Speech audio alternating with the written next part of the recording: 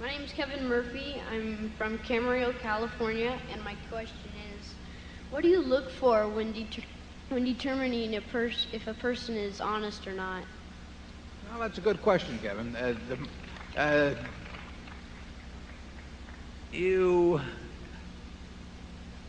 think generally Charlie and I can do pretty well with the situations we see, but we have to have some evidence of behavior in front of us. And I would say even there's some occupations where we're going to expect to find a higher percentage of people who behave well than in others. But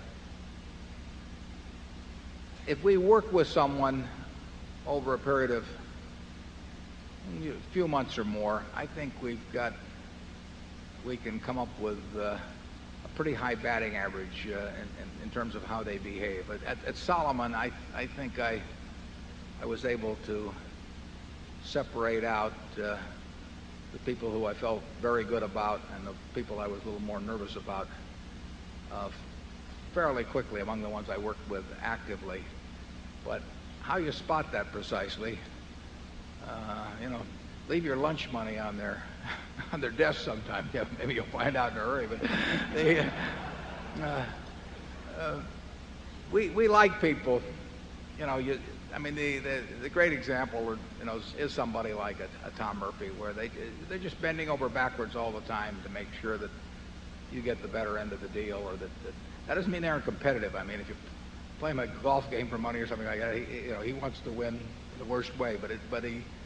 But there are people that they don't take credit for things that they didn't do. In fact, they give you credit for some of the things that maybe they did, and you can get a feel for it over time. And Charlie, you have any good guidelines on that? Yes, I think that people leave track records in life, and so somebody at your age should figure that by the time he's 22 or 3, well, he will have left quite a track record, and the world will be able to figure you out. So I think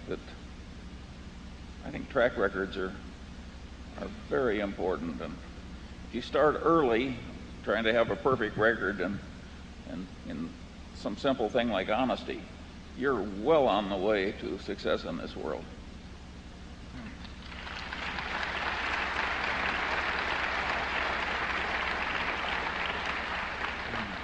Johnny Agnelli one time told me, he said, when you get older, you have the reputation you deserve. He said, you can get away with it for a while early on, but by the time anybody gets to be 60 or so, they very probably have the reputation you deserve. And the truth is, you can have the reputation that you want.